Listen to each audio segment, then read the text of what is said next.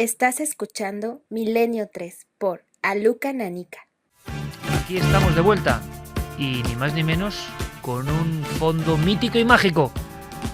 La Guerra de los Mundos. Muchos soñando, me lo dicen, lo intuyo por aquí, con ese sorteo que también es un poco ya historia de la pequeña gran historia de nuestro país, ¿no?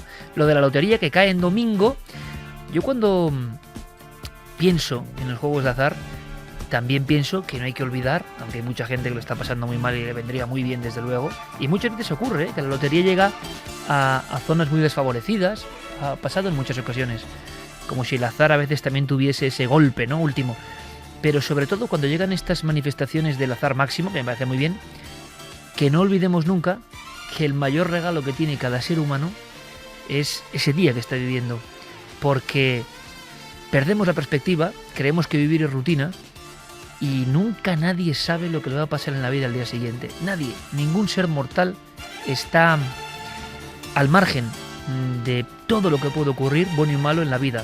La vida es un regalo, cada día es algo que desenvolvemos, cada día es un premio, y por mucha que sea la dificultad, no perdamos esa perspectiva. Vivir es el mayor premio, el más importante. Así que teniendo esa conciencia, empleémoslo en lo posible para lo bueno, para lo positivo, para no dejar pasar tantas cosas maravillosas que a veces se nos pasan en mitad de la vorágine. Y hay quien dice que incluso morir también es ir a otro lugar, quizá mejor, quién sabe, o sea que tampoco nada es tan grave, ¿no? Pero bueno, son conjeturas. El día antes del azar buscamos la suerte, y la suerte, vosotros, nosotros, todo el mundo, a pesar de las dificultades, es estar viviendo, estar, por ejemplo, escuchándonos, interconectados, estar contemplando la naturaleza, ser conscientes de que somos seres únicos y que tenemos este premio, el de hoy, el de mañana quizá, pero que la naturaleza nos lo brinda como un paquete, solo para nosotros. Y teníamos más cuestiones, y es que son muy interesantes, enigmáticas también. Vamos a escucharlas, Geray. Buenas noches, Iker. Mi nombre es Miguel Ángel López, llamo desde Barcelona y os llamaba para saber si realmente la teoría de los reptilianos existe, si los podemos reconocer hoy en día por la calle y, bueno, tener un poquito más de información sobre ellos. Muchas gracias y buenas noches. Santiago Camacho, el tema no decae, ¿eh? Mañana invitamos a todo el mundo al debate Anunnaki, a favor y en contra, posturas irreconciliables, pero hay un germen ahí de creencia que no se destruye. Hay temas, tú lo sabes muy bien, compañero, y extiendo la pregunta, que decaen rápidamente, que tienen un eco temporal, pero este lleva ya muchos años empujando muy fuerte, y quizá tienen que ver con todo lo que hemos contado al principio. Como no sabemos muy bien de dónde venimos, pues surgen ideas fantasiosas, ¿no?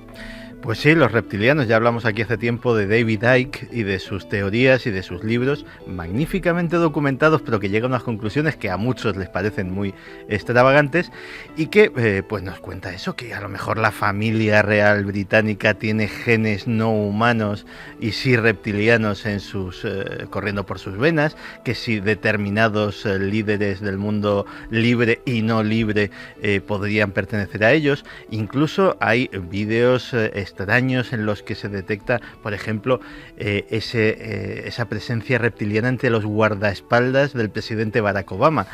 Es decir, el tema sigue más vivo que nunca. Y la verdad es que, ¿qué le podemos decir a este amigo? Pues poca cosa, que indague él mismo por internet, porque realmente las especulaciones son para todos los gustos, pero pruebas, lo que se dice pruebas, yo personalmente, y es mi humilde criterio, todavía no las he visto. Pero investigue por internet usted mismo, tiene dos vías, una maravillosa que es la fuerza del autodidacta, el que indaga porque quiere y acude a lo que quiere, y es maravilloso, y me parece genial. Me parece una muestra de libertad. Por otro lado, cuidado, porque no todo, o una gran mayoría incluso de lo que se ve, ha pasado ningún filtro y creerlo a pies juntillas es un peligro, que también está ocurriendo. Vamos con otra que será extravagancia o no, no lo sé, pero me ha inquietado esta pregunta porque reconozco que yo no tenía ni idea. Escuchemos. Buenas noches, milenarios. Soy Raquel Alvarado y llamo desde León. He visto la película The Possession, que está basada en hechos reales. Me resultó muy interesante el tema de la caja y me gustaría saber si realmente el judaísmo contempla estos casos y dónde están estas cajas y quién las tiene. Muchas gracias y gracias por vuestros programas. ¡Feliz Navidad! Alan Parsons de fondo, eso está genial siempre, y más para hablar de una cosa tan rara. ¿Posesión? ¿Cajas? ¿Qué es Hace esto? referencia a la película donde se muestra una caja, un contenedor de espíritus, en este caso judío. Todo empieza con Los Angeles Times, un diario que publica una noticia que en eBay se ha vendido una caja con un espíritu, en concreto un dibuk, que son unos espíritus malignos de la tradición judía. Al parecer, lo que cuentan en eBay es que pues un anticuario en un mercadillo ve esta caja, le llama la atención porque tiene una serie de elementos que, si no recuerdo mal, eran una flor seca, varios pelos, una especie de piedra con una inscripción y una copa, algo así. Qué truculento Y- el conjunto, ¿no? Sí, y que se utilizaba en rituales judíos para, pues eso, contener los espíritus malignos y que se mantuvieran allí.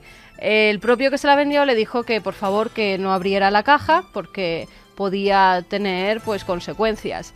Este anticuario se la llevó a su tienda, la puso a la venta y empezaron a ocurrirle todo tipo de cosas. Hasta tal punto que en un principio él no lo relaciona, se lo lleva a su madre le da un ataque también al corazón, si no recuerdo mal, estoy hablando de memoria, y decide venderla por eBay. En eBay la compra una persona que también tiene todas las malas suertes del mundo y es el que por último la vende, y creo que se vendió en unos $300, y al poseedor de esa caja era el que contaba la historia, que tenía toda esa tradición de espíritus malignos, de abrir un contenedor de espíritus que no debía ser abierto. Contenedor de espíritus, o sea, un objeto maldito, pero tú en Gabinete de Curiosidades sacaste hace no mucho tiempo un contenedor de espíritus de una tribu Ajá. muy primitiva, Sí, del río Omo. exactamente. O sea que el En judaísmo, este caso que es era muy diferente simbólico, parafernalia porque era un tronco de madera con piel atada por ambos lados, el espíritu de los ancestros se quedaba allí, y lo que también nos dijeron al vendérnoslo es que no abriéramos el contenedor ante las posibles y consecuencias. nadie se atrevió, ¿eh? No, No sé si fue Camilo Rey, nuestro realizador o algo así, quien con paso firme dijo que lo abrimos, ¿no? Y todo el mundo al mismo tiempo saltó sobre esa especie de tubo, parecía como una especie de el típico cincho donde meten los arquitectos o flechas. metían O las también flechas. las flechas, exactamente, que seguro que era más de flechas, ¿no? Pero yo lo veía como cuando se mete un plano enrollado, ese tubo que recubre, y había algo siniestro en una cosa tan inocente como un tubo de piel, ¿verdad? Pero de piel de facocero. Es que te digo lo de las flechas porque en esa tribu del río Omo muchas veces llevan este artilugio acompañado del que lleva las flechas para que sus ancestros les protejan pues cuando van de caza, ante los peligros que se pueden encontrar. Pero es curioso, ¿no? Pleno siglo XXI, sociedad tecnificada, que tenéis que ver lo que es el programa. Hacer el programa es mucha gente. Veis a una parte de la gente, pero la otra, quizá la vital, está en el otro lado, con las cámaras, con la realización. Y Camilo se le ocurrió, él claro, como es gallego, no tenía mucho miedo a esto de lo trascendente, vive con ello prácticamente, se acercó, abrimos Bueno, pero son esto, muy supersticiosos por eso, los pero abrimos gallegos, esto, tal. Y de repente todo el mundo puso una cara como diciendo, porque la única indicación que nos habían dado con el objeto real es, no lo abráis nunca. Bueno, no está muy lejos la escena de una supuesta vasija también a otro nivel, ¿no? Quizá más chusco, no lo sé, pero con espíritu dentro. Y Mitchell Casas, el gran Mitchell, y Ricard Bru y dos videntes, y la que se lió, ¿eh? El Ring en pleno ETV, el programa El Pentáculo Mítico, es decir, su gestión, lo que usted quiera, pero que cuando le dicen a uno aquí hay un espíritu, una invocación, sobre todo, a que ha habido fuerzas mentales creyendo lo que hacen ustedes no lo abra, ¿Sabes? que es a mucho mejor. A mí lo que me resultaba más curioso de ese contenedor de espíritus que llevamos al plató, que dije, bueno, se puede abrir, no se puede abrir, luego dije, bueno, mejor no abrirlo, pero cuando lo cogí y empecé a olerlo, olía a hoguera, a hogar, de cabaña, Sí, o de historias alrededor de una hoguera. Que dije, mira, mejor no lo abrimos. Sí, es verdad, así tenía se un queda. olor muy Sí. peculiar, como a madera de roble, pero quemada, evidentemente. Bueno, creo que hemos dado una buena respuesta, ¿no? Entre todos, ¿no? A esta pregunta de la que yo no sabía nada, pero ahora sé un poco más. ¿Qué os parece si nos marchamos con un personaje fundamental? Un personaje que venía del ámbito de la ciencia, y de la ciencia más escéptica, me atrevería a decir, pero habría que hablar algún día del efecto milenio. ¿En qué sentido?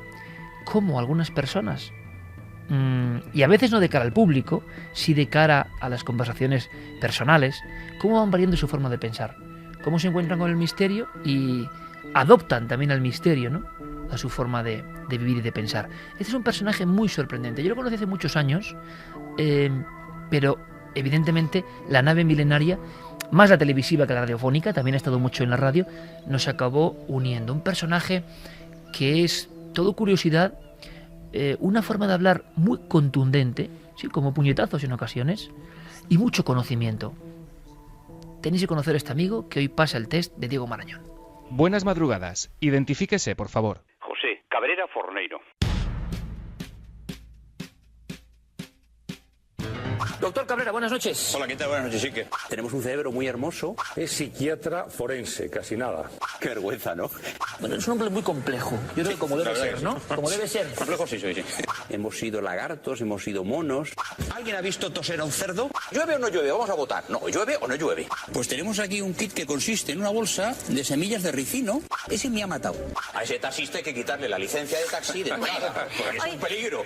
La libertad tiene límites. El milagro es una cosa que ha existido, existe y existirá. El día que me deje de sorprender, malo. ¿Eligió usted al misterio o el misterio le eligió a usted? El misterio siempre busca a las personas, y a mí en concreto. ¿En qué ocasión lo ha sentido más cerca? Cuando tengo que resolver y responder las preguntas que me presentan los pacientes en la consulta. ¿Cuál es su enigma predilecto? El más allá de la muerte. Indíqueme un lugar mágico al que siempre querría volver. Jerusalén. ¿Y uno al que jamás regresaría? Australia. ¿Somos producto del azar y la evolución o hay algo más? El azar y la evolución es un mero instrumento de algo más, que seguramente mucha gente entenderá como Dios. ¿Qué hay más allá de la muerte? La verdadera vida, en mi opinión. ¿Teme la llegada de ese momento? Sí, como cualquier ser humano, con angustia. ¿Supersticioso? Poco, nada. ¿Ciencia y fe, compatibles o excluyentes? La fe explica sin duda la ciencia. Es usted hijo de un psiquiatra y de una farmacéutica. ¿Lo suyo fue vocacional o había un plan trazado? Ni me lo he planteado, pero prácticamente la vocación en mí no existe. Solamente lo que veo que me gusta, lo repito. ¿Le ha llegado a quitar el sueño algún caso de los que ha estudiado? Muchos, pero consigo superarlos, si no, no podría sobrevivir. Siempre derrocha entusiasmo en el plató de Cuarto Milenio. ¿Qué tiene la nave? Pues que plantea cosas que no plantea nadie. Y para bien o para mal, para los amigos o los enemigos, es muy interesante. Terapias alternativas, sí, no o depende. Depende de cada caso. Hay cosas que no conocemos y que sirven, aunque no sean terapias convencionales. Ha hecho autopsias literarias a Lincoln, Kennedy, Marilyn e incluso a Jesucristo. ¿En cuál de esos cadáveres se encontró con más anomalías? Sin duda, en el de Marilyn Monroe. El 11 de septiembre de 2001 estaba en Nueva York. ¿Qué recuerda de aquel día?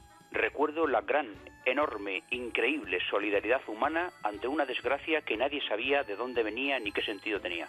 ¿En qué cree José Cabrera?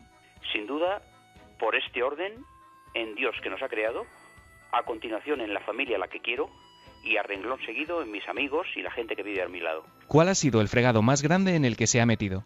Probablemente el 11 de marzo en Madrid. Si piensa en su infancia, la imagen que aparece en su memoria es... La primera comunión. ¿A quién le encantaría haber conocido? A Jesucristo. ¿A qué tiene miedo? A la muerte. Un libro y una película. Don Quijote de la Mancha y la película El hombre que vendió su alma. Un pintor y un músico. El pintor Goya, sin duda, y el músico, para mí, Chopin. Acabemos con un vicio confesable. Los coches. Me encantan los coches. Gracias por su colaboración. La identificación ha sido completada con éxito. Desde este momento puede considerarse de forma oficial y por méritos propios uno de los nuestros.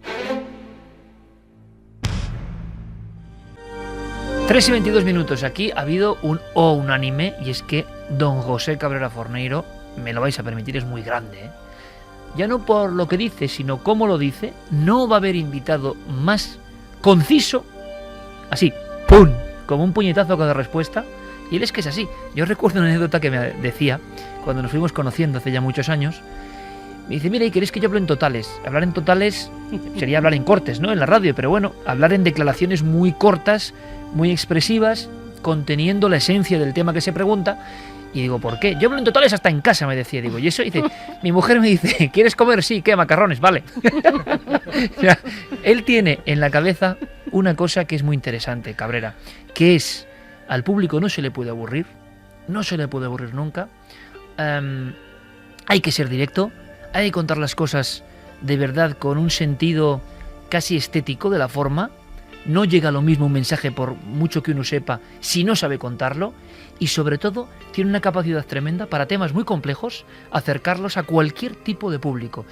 Y quien piense que eso es hablar sencillo, eso es como jugar al fútbol. Los que aún jugamos al fútbol, o lo intentamos, sabemos, ¿verdad, Geray?, que jugar fácil es lo más difícil, ¿no? Liarse a uno y intentar, pues es como escribir. Escribir con 28, lo difícil es, claro, conciso, directo. Y en este caso, no sé si estáis conmigo, compañeros, Cabrera, aparte de un currículum, yo soy muy fan, un currículum que me acuerdo la primera vez que leí su currículum y la solapa era 2 solapas, letra pequeña, todo eran condecoraciones, premios cum laude, todo tipo de instituciones, y luego decías, este tío que sabe tanto de verdad, ¿cómo es luego tan sencillo? Cuando luego uno se encuentra los que dicen que saben y se creen que saben y no te enteras de nada. Es que José Cabrera es una de esas personas que cualquier programa que lo llevas lo prestigia porque tiene unas cualidades innatas, pero cuando lo conoces, te sientes realmente honrado porque estás conociendo a un personaje absolutamente inimitable. Tiene muchas características. La fundamental, que es de las poquísimas, y que el resto de mis conocidos no se moleste, personas 100% sinceras que he conocido.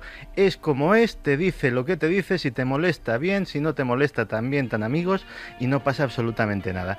Es un tío con una alegría de vivir envidiable. Yo me acuerdo, en el bautizo de tu hija, él y yo, enredando con las mesas de los invitados, con los cartelitos, como 2 críos, nos lo pasamos absolutamente genial. O sea, fuisteis vosotros. Fuimos nosotros, sí. O sea, ¿qué le vamos a hacer? Bien, ya hablaremos luego. Los 2 gansos fuimos nosotros, sí. Y, por ejemplo, es un tío que el otro día en Cuarto Milenio tal, me ve pues, vestido de... Es de un entusiasta increíble. Totalmente. Me ve vestido de Cuarto Milenio, pues con mi trajecito, mi corbata y tal. De presentador del informativo de Cuarto Milenio, que no es cualquiera cosa, ¿eh? Efectivamente. Claro, los dos presentadores ahí. Y me dice, muy bien, Santiago, muy bien, así me gusta verte, vestido de persona, no como cuando vienes a hacerme totales que vienes hecho un indígena y entonces pues ya de eso no es. Y te lo suelta así, se queda tan ancho. Pero porque es eso, sincero al 100%. Opiniones sobre Cabrera. Es que se pueden dar tantas... Es que simplemente es genial. Es un tipo genial, ¿verdad? Es de los tipos geniales que conocemos. Es un tipo genial y con una capacidad de respuesta tremenda, porque le hables de lo que le hables, es un libro. Es un libro abierto, además. Y luego la conjunción ciencia-fe que tiene, que es muy curiosa también, Sí, porque muchas veces viene al programa y venía ¿y de qué vamos a hablar? Sí. Es que no me he preparado nada. Y de repente te da una clase magistral de la cosa de la que íbamos a hablar en ese programa y que ni él se había preparado. Y tiene una capacidad, eso, de sacar historias de sus propias vivencias, porque un día nos tenía que contar cómo eran actuar, hacer autopsias en esos pueblos en los que no había ni luz ni agua en muchas ocasiones, que te lo cuenta y de verdad que se te pone la piel de gallina. Hace no tanto tiempo, Hace no tanto tiempo, como tenía que, pues en cualquier sitio, encima de una lápida, en el suelo, donde fuera. Cabrera llega a decir, yo he hecho autopsias en la noche en un cementerio con una vela y encima de la lápida, ¿no? Y dices, pues, por ejemplo, en la provincia de Zamora, hace 30 años, ¿no? Sí. Y es una persona además que tiene el don no solo de la bilocación, sino de la trilocación. Yo he llegado a verlo en 3 programas diferentes a la misma hora, porque es una persona muy solicitada. Claro. Y con nosotros se pelea mucho porque a veces lo mareamos, porque hay que preguntarle de 1000 historias, porque hay que moverle de fecha. Y como decía Santi, es una persona muy directa que te regaña inmediatamente de buen rollo. Y yo he llegado a Eso Javi y Fermín se llevan la peor parte. La bronca de todos ellos. Pero yo he llegado a llamarle un sábado a última hora, oye, Pepe, aparte de llamarte para este tema, ¿podemos preguntarte también sobre esto, aunque es un atraco? Y él me ha dicho, mira, chaval, preguntadme lo que os dé la gana. Luego es una persona que ha ayudado a mucha gente, a cambio de nada, a muchísima gente. Y aparte es una persona que con su prestigio es como esas personas que a quién tienen que convencer, ante quién se han hecho de todo y su currículum seguro que es... seguramente el más impresionante. Gaona es distinto y no le va a la zaga también. Son 2 currículums impresionantes, ¿no? Pero lo de Cabrera es espectacular. Y no le hace asco a coger una calavera, a atravesar un cuerpo. Cabrera conmigo ha clavado una estaca en un cuerpo de los de Juan Villa. Es decir, no se le caen los anillos si es a favor de obra. Y cuando tú tienes un científico de este nivel que va a favor de obra, es decir, que lo importante es el mensaje que le llega a la gente. Yo hace poco, llevábamos una semana sin contar con él, pero por diferentes motivos, no era nada, volvió con el tema de Gas Moniz hace un par de semanas. Y de verdad era como un chiquillo con zapatos nuevos, ¿no? Qué entusiasmo, qué ganas de agradar al público, y eso también hay que valorarlo muchas veces, ¿no? Yo sé que el público lo valora, pero qué ganas de agradar al público. Y alguna vez lo hemos comentado, ha visto tanta muerte, que tiene tal alegría de vivir. Esa frase es muy Cabrera eso, ¿eh? Lo resume muchísimo y perfectamente. Diego, que como siempre es un placer ir conociendo estos personajes, y Cabrera, sorprendente hasta en las respuestas, ¿verdad? Sí, la verdad que sí. Qué capacidad. Además es un personaje que lleva muchísimos años, parece que no, en estos temas también del misterio. Yo me acuerdo que hay por ahí viejas grabaciones del Filo de la Navaja o de La Hora Bruja, donde ya... Le ha gustado siempre. Sí, José Cabrera ya aportaba todo su conocimiento, ¿no?, a estos temas. La verdad es que, como dices, es muy curioso también cuando le escuchas esa dualidad entre la ciencia y la fe. Le preguntábamos ¿en qué cree José Cabrera? Y él nos decía por este orden, y lo primero que nos decía era en Dios que nos ha creado. La verdad es que no hay muchos científicos que supongo que te vayan a decir eso en primer lugar. Un tío muy entusiasta, ¿no?, que yo, por ejemplo, cuando no estaba en el equipo y era simplemente un oyente más de Milenio 3, la verdad es que lo explica todo tan fácil, tan sencillo y de manera tan didáctica que te engancha a seguir escuchándole, y para mí desde luego que ha sido un placer tenerle en la sección. Y para nosotros tenerte aquí, Diego. Feliz Navidad, compañero. Igualmente para todo el equipo. Un abrazo muy a todos. grande. Chao. Santi nos va a contar un fragmento. Nos quedan 2 historias. Es una noche de muchas historias. Una de conspiración, a su forma, casi como una columna. Os va a interesar. Yo nunca había oído hablar de esto. Penny Lane. Y luego queda nuestro compañero Javi con un viaje un poco infernal. España, días de pánico, un poco infernal. Pero para que Santi nos cuente, necesitamos entender algo. Una serie, Homeland, ¿no, Santi? Sí, fíjate que hace las cosas de la casualidad. Hace unos días estaba hablando con un buen amigo que conoce de muy primera mano el mundo del espionaje. Y era una charla completamente informal y salió a relucir la serie Homeland. Y yo dije, oye, esto tú lo verás, ¿no? Te encantará y tal. Y me dice, no, he dejado de verla. Digo, ¿y eso? Dice, me ponía muy nervioso hasta qué punto se parece a la realidad. Pues de una escena que vamos a reproducir ahora mismo, puede que se haya convertido en realidad más veces de las que creemos. Te enfrentas a esto, un juicio con toda la publicidad que conlleva, seguido de una larga condena en prisión. Eso acarreará deshonor y vergüenza para ti, el cuerpo de marines, el país y tu familia. O colaboras y todo eso desaparece. ¿Cómo colaboro? Te devolvemos al mundo como si nada hubiera pasado. Y nos ayudas a descubrir cuál es el plan de Nasir. ¿Sin juicio? Ni cargos ni juicio. Jesse y los niños. Nunca lo sabrán. Dejas la política y te mudas a una ciudad de tu elección. Algún sitio muy lejano. ¿Inmunidad? Vosotros no tenéis poder para darme eso. Desea por tu bien que sí. 3:31 que tendrá que ver esto con la realidad. Por cierto, extraña interferencia, quizá control mental. Fermín, entras en nuestras cabezas ahora mismo. Buenas noches, Iker. Con José Cabrera y el uno de los nuestros hemos llegado a ser trending topic esta noche. No puede ser de otra forma. Gracias, amigos, gracias, Fermín. Como una vieja tradición ya, en el inconsciente colectivo. ¿Y esto qué es, Santi? Pues mira, en 2002 se abrió posiblemente una de las instalaciones más polémicas de la historia reciente de la humanidad, la prisión de Guantánamo. Su nombre en clave, eso lo conoce poca gente, es Strawberry Fields, como la canción de los Beatles. Era una broma siniestra, porque la canción en realidad se llama Strawberry Fields Forever, y era precisamente ese forever el mensaje que querían transmitir. Vais a estar aquí encerrados para siempre. Para algunos no fue forever.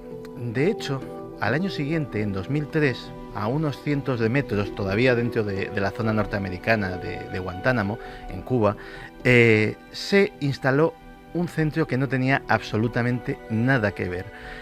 Eran 8 bungalows relativamente lujosos, con cocina independiente, cama, no los catres militares que había en las celdas abiertas de Guantánamo, un patio para poder pasear, televisión, y si lo solicitaban los internos, podía accederse hasta a pornografía. Aquella nueva instalación se llamó, siguiendo la tradición, Penny Lane. Porque hablamos, hay mucha gente muy joven Strawberry Fields Forever y Penny Lane, canciones míticas de Beatles. Los Beatles. Curiosamente, en Guantánamo, y esto no son palabras mías, son del secretario entonces de Defensa, Donald Rumsfeld, estaban encerrados algunos de los más peligrosos, los mejor entrenados y sádicos asesinos sobre la faz de la Tierra. Esas fueron las declaraciones textuales de Donald Rumsfeld. Curiosamente, algunos de esos, curiosamente también de los más sádicos, de los mejor entrenados y quién sabe si de los más peligrosos, fueron trasladados de ese lugar de pesadilla que es Guantánamo, donde había torturas diarias, donde la gente tenía que dormir prácticamente al raso en unas jaulas que son más propias de animales que de personas, pues fueron trasladados a esos 8 bungalows a disfrutar de toda una serie de comodidades.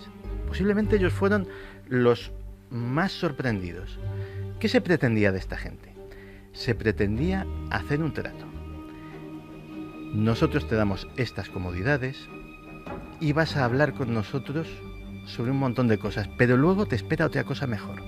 El programa que se llevaba a cabo en Penny Lane era muy ambicioso. Se trataba de reclutar a algunos de esos peligrosos terroristas de Al-Qaeda y reinsertarlos en la antigua organización. De hecho, no valían aquellos sobre los que se tenía dudas de a lo mejor es, a lo mejor no es, o es un fanático que lo reclutaron en tal sitio, pero bueno, es un tipo sin importancia. No, tenía que ser gente valiosa, gente que pudiese reengancharse otra vez a la organización y poder servir a la CIA. ¿Y cómo se les convenció para que hicieran aquello? Había varios métodos. Uno de los más curiosos era el adoctrinamiento religioso. Por aquellos 8 bungalows, y los parece ser bastantes inquilinos que tuvieron, iban imanes norteamericanos, clérigos islámicos, a predicarles. ¿Y a predicarles cómo? Explicándoles hasta qué punto Al-Qaeda y Bin Laden habían pervertido el mensaje verdadero del Islam y cómo a los ojos del profeta y del Dios verdadero ellos eran unos pecadores que no irían al cielo por muy mártires que se considerasen. Algunos cayeron por ese registro, pero había un equipo de psicólogos estudiándolos. Otros se veía que eran simples mercenarios, servían a la causa de Al-Qaeda como podían haber servido a otros. Para ellos había dinero, había muchísimo dinero, millones de dólares que se pagaban en una cuenta secreta de la CIA que tenía un nombre en clave, la cuenta compromiso. Otros tenían familia. Se les podía prometer sacar a su familia de los países en los que estaban, reinstalarlos con identidades y nombres falsos en Estados Unidos y, después de cumplida su misión de vuelta en Al-Qaeda, reincorporarse toda la familia en un programa muy parecido al famoso programa de protección de testigos. A los más duros, pero que también tenían familia, también se les obligaba diciéndoles que sabían quiénes eran su familia, dónde estaban sus hijos y que si se negaban a colaborar serían exterminados. Así se reclutaron un número indeterminado. Se ha sabido recientemente a través de un magnífico reportaje de la agencia France Press y los funcionarios de la CIA que han declarado lo han hecho en el máximo anonimato. No saben cuántos consiguieron ser reinsertados. Lo que sí se sabe es que muchos de esos ataques con drones que se realizan sobre líderes de Al-Qaeda o líderes terroristas que nadie sabe su localización, pero que misteriosamente el dron llega y impacta directamente en su casa o en su coche, esa información procedía de esos agentes dobles. Incluso en algunas ocasiones los agentes dobles planeaban operaciones que sabían que iban a ser fallidas porque les estaban esperando a él y al resto de miembros de su comando para ser detenidos. Incluso en alguna ocasión, por su propia mano, el agente doble reclutado asesinó a alguno de estos líderes.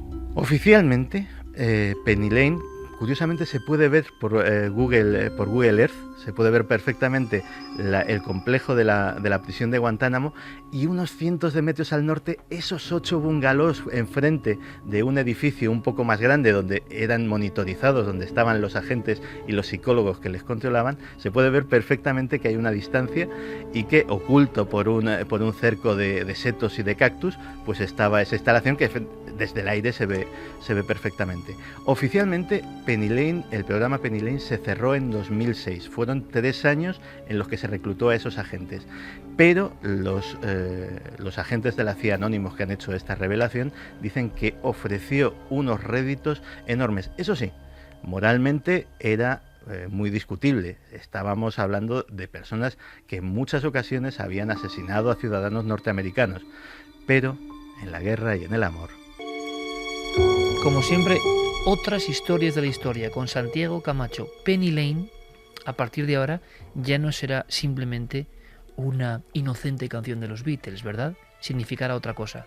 ¿Qué significan estas horas? Vuestros mensajes, por cierto. Pues Jeremías nos dice el doctor Cabrera, ejemplo para otros científicos, sabe cuestionar y además respeta las opiniones de los demás, aún sin compartirlas. Martín Copede, recuerdo que en una clase de Historia del Derecho nos dijeron que fuésemos a funerales porque solo así tendrás ganas de vivir. Laura Real. José Cabrera fue profe de una de mis mejores amigas y siempre recuerda que sus clases estaban llenas. Un grande. Daniel dice, quiero al doctor Cabrera y a Santi Camacho la comunión de mis hijos liándola. Pues nada, invitadlos que seguro que van. Esto se apunta a un bombardeo. Seguro. Dave Sanz dice, es admirable, se le percibe auténtico y la capacidad de ser breve es insuperable. Juan Antonio Santiago, acabo de escuchar como José Cabrera es un aficionado a los coches. ¿Alguien puede decirme qué coche conduce? Pues la verdad que no. Como aficionado y mecánico... un tren deportivo, ¿no? Puedo decir que eso dice mucho de la personalidad de alguien. Sí, pero eso hace un tiempo, no sé si bueno, ya me gustan tanto cosa. Los coches, a lo mejor ha cambiado. Igual a uno de Europa del Este, algo así. Montse Kelly dice, y prefieren vender la caja y pasarle los males a otros que destruirla. Increíble, la caja de los espíritus. Ajá. Johnny Villegas, ¿y por qué Neil Armstrong dijo, oye que la luna es roja y no gris? ¿Estuvo de verdad allí? ¿Qué interés puede existir en ocultar el color? Santi, roja, tampoco se ve roja, ¿no? Ojo, se ve como la superficie de Marte, o sea, se parece muchísimo. ¿Sí? Sí. A ver si han calculado mal y se han ido hasta Marte. Se parece muchísimo. Bueno, mañana dejo que me lo cuentes. También te digo una cosa. Y lo vemos, hacemos una comparativa. Que estamos en el audiovisual, puede ser eso tan famoso del balance de blancos, que les haya fallado. No, es que yo creo que es balance de blancos. Es decir, que haya llenado... Sí, pero... Vamos a hacer una cosa, o sea, Santi. La NASA manda un cohete a la Luna y no hace balance de blancos. No, pero no es la NASA, es los chinos. Ahora. Vamos a hacer una cosa. Mañana comparamos las imágenes. Mañana te lo cuento. ¿Te parece? Muy bien. Elisa dice, yo creo que no se perdieron, que las ocultaron, las cintas de la Luna, para que no veamos que fue un bulo y todo mentira. O sea que, como decía Santi, se reabre la espita de la polémica y esto no para nunca. Y yo decía, si algo viene bien a los conspiranoicos y mal a los que con razones... o sin ellas, no lo sé, intentan asfixiar la teoría de la conspiración, es que se hayan perdido justo las imágenes primigenias. Es increíble. Alexiso dice que la película original de la llegada a la Luna se haya perdido es la prueba que demuestra que todo es mentira. Charlie, si yo pierdo fotografías de algo importante del trabajo, me cuelgan. ¿Qué le harán a quien perdió esas cintas? Mario Leonardo dice que aprovechen los chinos y comprueben para ver si está la bandera de los Estados Unidos en la Luna. Me parece que no van a encontrar nada. Yo me acuerdo que yo estaba temblando en el famoso programa de Ochate que hemos contado aquí, cuando ante nuestro jefe Mariano Revilla tuve que decir, no, que se ha perdido el programa, el que habíamos ido a grabar, pues se ha perdido, no hay programa. Pues imagínate Almenda que delante del gerifalte de la NASA, ¿qué ha perdido usted?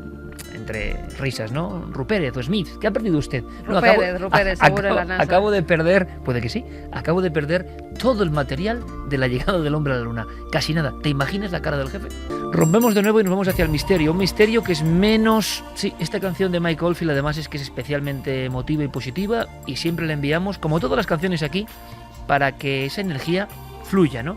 Y como decíamos antes, todos tengamos claro lo importante, lo de que estamos aquí, estamos en este momento de la historia y estamos unidos en este caso por un programa de radio, unas músicas y unos temas.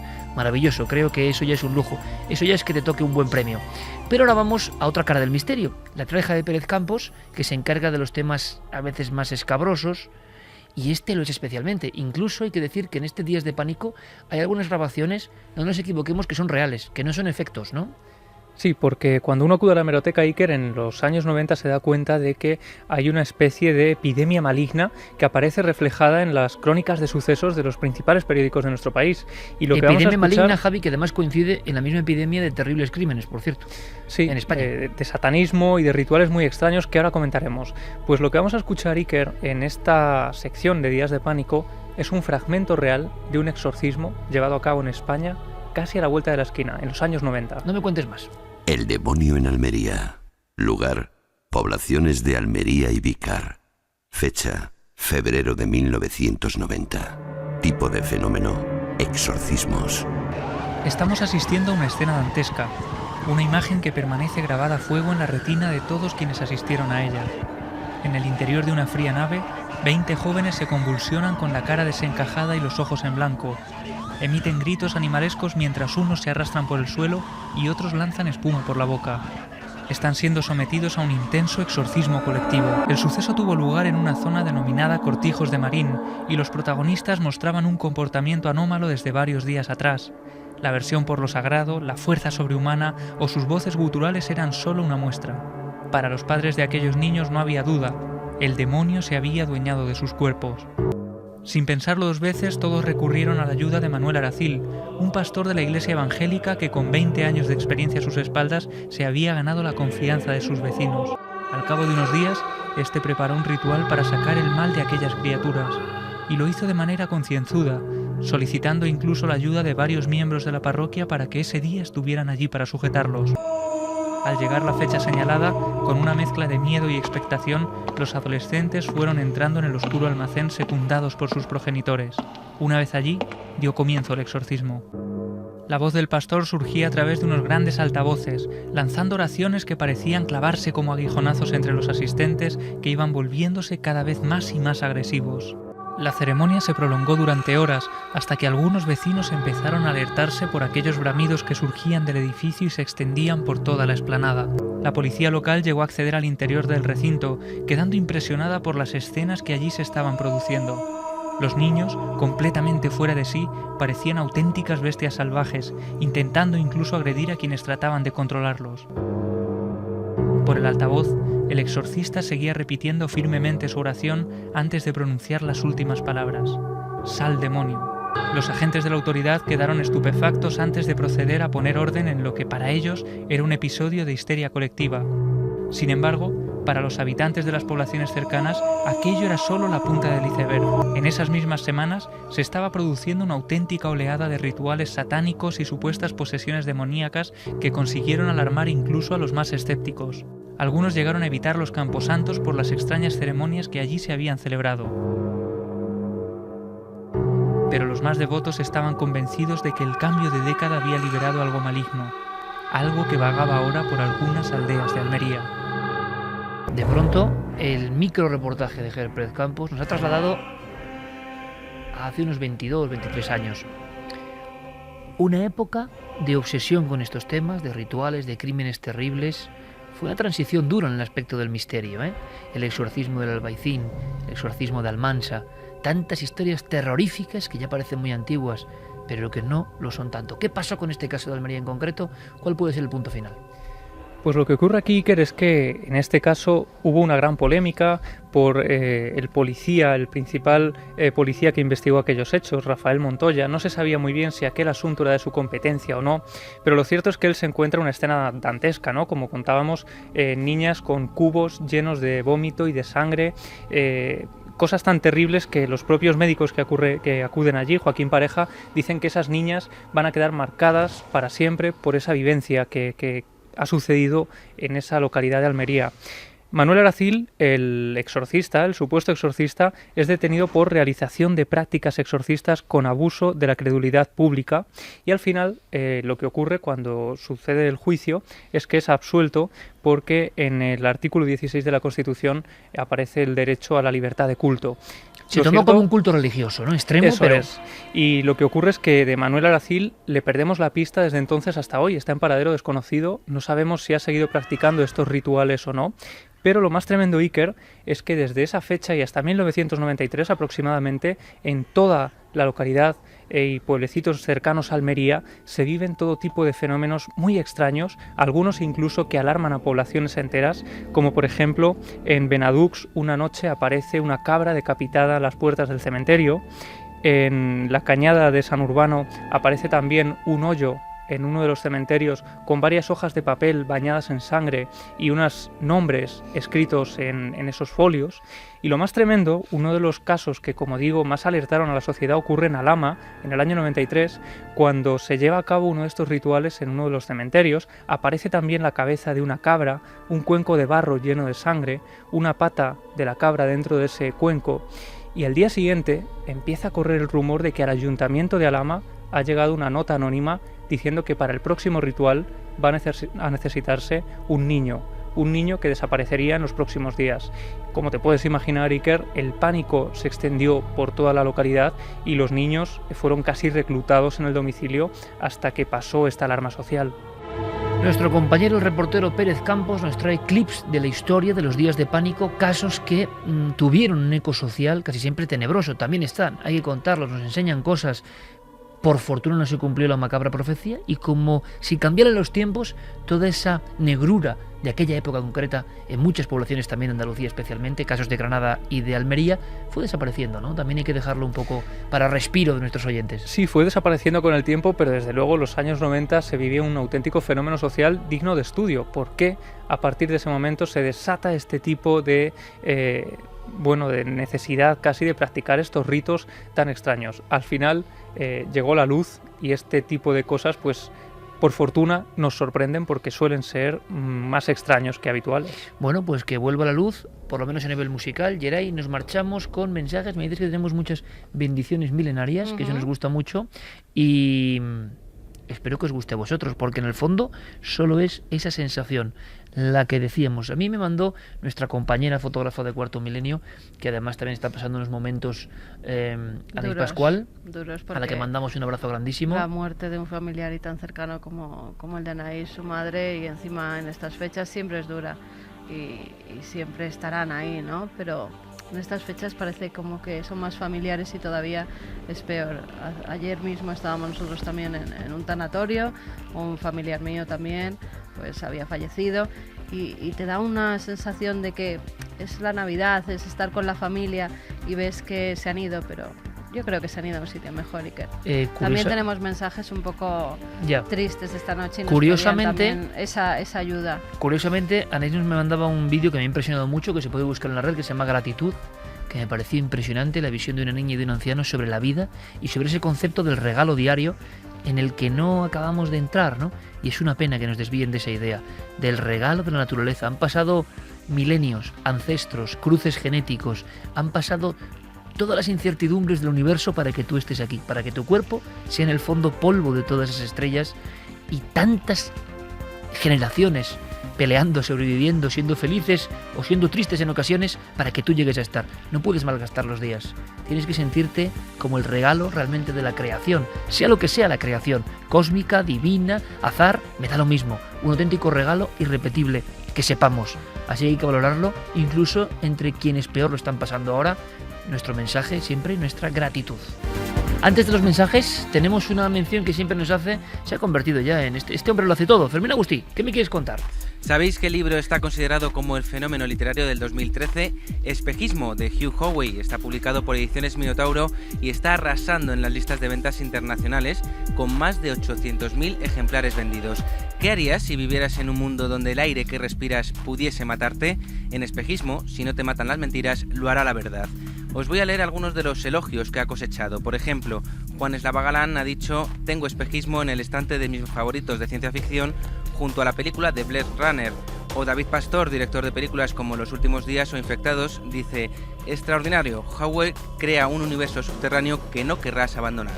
Lo dice Eslava Galán, que es mi amigo nuestro, pero sobre todo lo dice Fermín Agustí. Fermín Agustí tiene siempre un sello de calidad. Vamos ahora con nuestras, iba a decir bendiciones, que a algunos igual le molesta, pero que es simplemente, oye, bendiciones. ¿Sabes Jorge lo que García lo pide. Es simplemente que os deseamos lo mejor. Mira, Jorge García nos decía: hola, equipo de Milenio 3, podéis mandar bendiciones milenarias a mi hija Atia, ha nacido hoy en Móstoles a las 22:40 horas. Atia. Qué curioso, ¿verdad? Sí. 22:40, que la vida te sea muy grata, amiga. Casi al principio del programa nos escribía Francis Fernández, dice: hola amigos milenarios, desgraciadamente me encuentro en un hospital esperando que se apague la luz de la persona que más he querido en mi vida. Quiero decirle que la quiero y que no la dejaré de amar en la vida. Cuidaré de nuestro hijo y le enseñaré lo grande que era su madre. Gracias amigos por ayudarme a pasar este amargo momento con vuestra compañía milenaria. Te quiero, Bego, mi niña. Un abrazo muy grande, y en estos momentos solo se puede decir que en el fondo, sea cual sea la creencia de cada uno, nosotros creemos que hay una luz primigenia, o por lo menos yo puedo hablar en mi caso. estoy cada vez más convencido, absolutamente convencido. ¿Qué queréis que os diga? No es una excusa, no es el temor a la muerte, que bueno, yo lo digo, puede pasar cualquiera en cualquier momento. Es la sensación de que hay una luz auténtica, poned el nombre que queráis, una luz que construye la realidad, que está detrás de la realidad, que es más importante que la realidad. Y yo estoy convencido, pero es una opción personal, que la buena gente tiene que volver ahí, seguro. Y es más, esa buena gente nos ayudará. Hay que, lo decimos mucho, ¿verdad? Tú y yo, hay que leer las señales. Estamos embotados, estamos sumergidos en la línea general, que no nos deja ver señales maravillosas, que a veces pueden ser esos gestos, ¿no? Casi de nuestros ángeles de la guarda, que en ocasiones son nuestras propias personas queridas, que nunca nos abandonan, estoy seguro. Nos escribía también Juan Carlos, dice: soy un seguidor del misterio desde pequeño, esto te hace sentir muy mayor. Ahí que lo sigo desde que tenía un espacio los domingos en el programa Si amanece nos vamos. En este mismo micrófono, sí señor. Me gustaría mucho que le mandaseis una bendición a mi perro boxer llamado Bosco, que murió recientemente y que se echaba en la cama al lado de la radio conmigo. Sería muy importante para mí, ya que me ha acompañado durante 14 años y para mí era mi mejor amigo. La noche que se fue me despertó lo que yo creí que era su respiración. Era fuerte, como cada vez que lo hacía, cada vez que quería algo. Vi que no estaba y pensé que era fruto de un sueño. A la mañana siguiente estaba muerto. Ahora estoy convencido de que vino a despedirse de mí antes de partir a otro lugar. Por favor, bendecidlo, ya que para mí es muy importante. Muchas gracias. Muchísimas gracias a ti. Vaya historia de amistad, ¿no? Hombre-animal. Lo entendemos perfectamente, ¿verdad, Santi? Lo entendemos perfectamente. Y además yo tuve un boxer, son animales muy especiales, les encantan los niños, son unos perros que a pesar de su aspecto son lo más cariñoso que hay y estará en el cielo de los perros seguro. Y, claro, que no dude que fue a despedirse de él. Segurísimo, bendición made in Camacho. Ayora nos decía: hola a todos, tengo 24 años y acabo de terminar mi proyecto de fin de carrera y necesitaba agradeceros vuestra compañía durante todo el proceso. He pasado miles de noches dibujando planos mientras oía vuestros programas y al final me he dado cuenta que parte del resultado final se debe a cómo habéis influido en mí. Muchísimas gracias y seguid así. ¿Qué le decimos a esta chica que ha trabajado tantos años con nosotros al lado? Pues que la próxima casa que hagamos, que se la pedimos, ¿no? El proyecto, a ver si ha salido la próxima una casa forma de Campos. Aunque tal y como está la cosa va a ser dentro de mucho. Porque, yo estudié la selectividad con vosotros también, o sea que me siento plenamente identificado. ¡Hala, llámanos viejos de nuevo!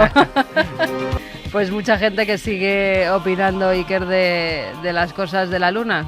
Bueno, o sea que es un tema que siempre está ahí. No tenemos mucho más tiempo. Podemos ir despidiéndonos. Nosotros volveremos el día 28, ¿eh?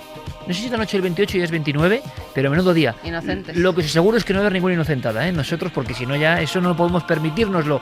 Ha sido un auténtico placer que paséis unas felices fiestas, sea cual sea vuestra creencia. Nosotros creemos en esa positividad. Javi Pérez Campos, que lo pases muy bien. Un abrazo, felices fiestas. Hasta dentro de 7 días. Igualmente, compañero, igual, Geray Martínez, Fermín Agustí, Guillermo León, Diego Marañón, todo el equipo, nuestro compañero Javier Sierra, por supuesto, también, que se reincorporará, pues bueno, dentro de un tiempo, porque él está ya trabajando en sus nuevas obras. Santi Camacho, felices fiestas, amigo. Felices fiestas a todos y mañana nos vemos con un informativo lleno de cosas curiosas. Y sí, algunas muy curiosas. Sí, oye, es posible, divas del pop e Illuminati. Oye, si hacemos caso a lo que se dice por internet, es más que posible. ¿Dónde estamos ya? Pero sobre todo, atención a ese tema que va a dar mucho que hablar.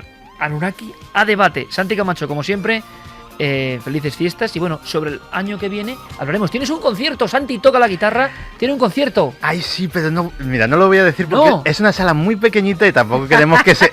pero el nuevo Eric Clapton. Que haya un disturbio, vamos. Se ha puesto son colorado. 150 personas solo tocando la guitarra, Santi Camacho. Quiero documento de eso, por favor. Una mezcla de Eric Clapton y Mark Knopfler, voz de aguardiente a Mark Knopfler. Gracias, Santi. Felices fiestas. Felices fiestas. Felices fiestas, feliz Navidad a todos y que las pasen con sus seres queridos, que es lo más importante. Un abrazo.